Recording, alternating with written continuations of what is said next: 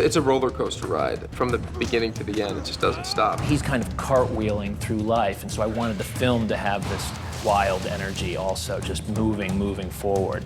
This idea of being able to use 100% of your brain really catches everyone. We have to tell the whole film from Eddie's perspective. It's like as if we're inside of his head. Now we have to shoot. Now we're shooting. I never talked to anybody who read the script that didn't think that it was just incredible from its inception. Very interesting story. It pulls you in. There's so much that entertains you. I found the book, The Dark Fields, in a secondhand bookstore, read it for fun. About halfway through, I started to get this tingle that it could be a Hollywood film. I got a hold of the rights with my own money and wrote the script. That's when I kind of got involved and we started to figure out how to put it together and where to put it together. I thought it was a provocative idea, just verging on science fiction, but not really, kind of realistic and a timely idea, because everybody's in labs right now trying to make the ultimate smart drug. We set out on our director search and we met a lot of directors, and Neil was really the one who stood out. He just has a totally instinctive understanding about how to tell this story. And he's really collaborative. He appreciates what actors bring. He was very clear from the beginning. He had all these photographs that he had used as examples of how aesthetically he wanted the movie to be. He's taking this wild ride, and so what I try to do is make the movie a wild ride as well, just kind of this freewheeling, tumbling forward, crazy story. We shot the movie in 44 days, which is incredible given the scope and how much we had to get on film. We had 2 weeks of shooting in New York. We had a lot to shoot, so we kind of decided to shoot fast. Starting any shoot in New York, which I've done more than once, is always a difficult shakedown cruise. Crowd control, forget it. You can't do it. There are New Yorkers wandering through your shots. Fortunately, they're usually blasé enough not to look up. We shot on the street, in traffic, not shutting down traffic, you know, mixing real people in with extras. You couldn't hear Neil. He was about 20 feet away from me, but I couldn't hear him because of all the streets and the buses, and I'm just, I think that has to inform the kinetic energy in the scene. Man, you look like shit. Really let yourself go, huh? What's up? In comparison to a lot of other films where maybe you have 2 or 3 days to shoot a location out, every day we are at a new location, sometimes 2 locations in the same day, so it's been quite challenging. We'd get these base camps and then we would just kind of send off our band to shoot, trying to keep as low profile as we can. We decided to just go run and gun. A lot of it was handheld. Hey, okay. It has that feeling of stolen footage and like it's shot for real. Gate is good. On the move to the Palomar. We are shooting 1 or 2 exterior scenes in Philadelphia that are supposed to be in New York, and this is one of them right around the corner here. So we found a pretty good street in Philadelphia, and we stocked it with police cars and film crews. We shot the interiors in Philadelphia and a lot of generic exteriors. It's always madness when you're shooting on the streets. We've got Robert De Niro and Bradley Cooper, and it's hard to know who gets the bigger cheers from the masses of people hanging around.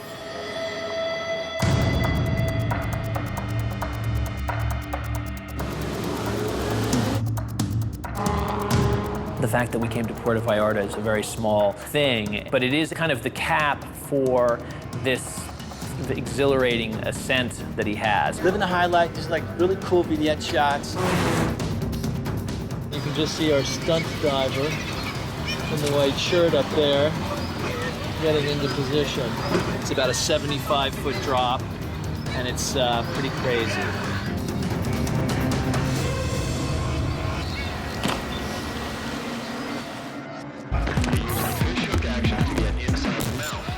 Ben Bray came in to help coordinate the choreography of the action. I'm literally just overseeing the fight sequences we had in Philadelphia and also here in Mexico City. There's sort of this climactic scene. It's a very physical viscerally horrific scene. We worked hand in hand with stunt coordinator Jeff Gibson in New York.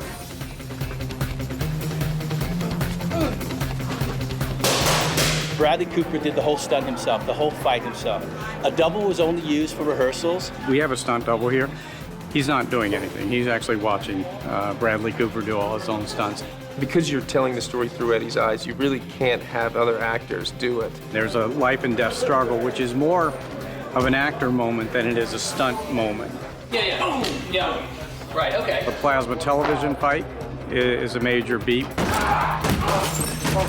Bradley did an amazing job. We had, in fact, Bradley gave one of my guys a slight concussion, but he's fine. Took about 3 stitches. You know, people got hurt, not just me, which I don't feel good about. I felt a little good when I did it, but not, and right afterwards I didn't feel so good about it. That's what happens when a stuntman's not doing it. Bradley's just a physical guy. He's great, and we really killed it on this one. He's totally game for all of it. Yeah, he's been a gamer this whole movie for all the stuff we've done. He's the quickest actor we've ever worked with. When he runs from a standing still, he just takes off, and we have a hard time keeping up with him. The most interesting part about the film is that it's a total transformation of a character. It had a whole visual art that we could achieve in the film. It's all told from sort of subjective photography rather than just being observant. This movie has these very distinct looks. There's a different visual language for, you know, each segment of the film, whether he's on the drug or off the drug or before he's been on the drug. Each of those sections have a different visual style, different lensing, different color palette, the way we compose the shots, the way we move the camera, the way we don't move the camera, depending on what state of mind he's in. Well, I'm behind. I'm behind on my book, and it's pretty, well, polluting my days and nights, if you want to know. When Eddie is off NZT, actually before he even experiences it, the world, I think, is a little lower contrast, maybe a little grayer, a little duller. There's never a primary to be seen. Eddie's life is contrasted with the life of the streets. Life of the streets in Chinatown is yellow and red. If you get an overwhelming impression because that's the signage. But in his own personal space, it is simple and poor, grungy, and not too clean. Just like that. When he's off the drug, you know, the movie has a much more handheld kind of feel, rougher, you know, more raw. At times, very overexposed film, and on purpose, you know, being a little ugly with it. We also decided to shoot on different film stocks. With the Fuji film stock, it felt like it was perfect for the documentary style. It has a lot of latitude, it holds highlights. We decided to use very hard light at times, and it holds all of that beautifully. It burns out a little bit, but it's kind of very nice, and it holds the blacks, you know, the shadows you can see. We desaturate it a little bit, and it's a little cool. When Eddie's on the drug, the world looks different. So technically, that means there's going to have to be a lot of changes. Suddenly, everything is brighter. He can see in greater detail. When he gets on the drug, it becomes very polished, and it becomes kind of glossy and kind of more colorful. We decided to go with Kodak. It's very clean grain, it's very rich, and it really makes the two worlds stand apart. We decided to be a little bit below the eye line, to be with wider lenses. Swooping kind of feel to it. So we're filming with this thing called a techno crane. So De Niro will be talking and this crane will be sort of wrapping around him. Very cool. Grabbing people as well. We're close to him. It's all a little bit more graphic in a way rather than being messy with it.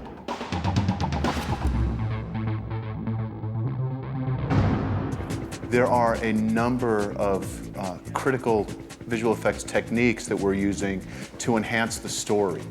When he's taking the drug and he is processing information, I wanted to come up with a way to show that and to show it so you kind of felt like what it was to be on the drug. What's behind me being built here is a camera rig for an effect that we call the 360-degree effect. It introduces us to what he's capable of while he's on the drug. This is our gateway into that.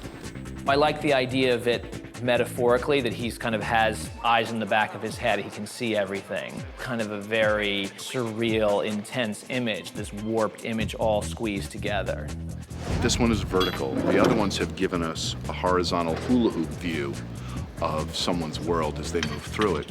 This one is going to give us that same loop, but only vertically. Another example is what we're calling the doppelganger, or the split Eddie effect, where Eddie appears multiple times in the same scene, showing that, you know, he has double the presence. But then, you know, too much of a good thing, it starts to burn out. He starts having something that we call time skipping, and he loses blocks of time. We go to a little more frenetic world. It's still maybe hyper bright and hyper colorful, but there's something amiss. It's starting to break down. For me, it wasn't trying to come up with the newest visual effect. It was trying to shoot it in such a way that you just felt like what it felt for him, to miss time, to sort of step into, you know, the street when he thought he was in a restaurant. Where it will take us, Lynn, you can't even imagine. It should be a good visual experience for an audience. There are moments in life, moments when you know you've crossed a bridge, your old life is over. We did some stuff that I think hasn't been seen before. How far will you go? What will you do to attain success?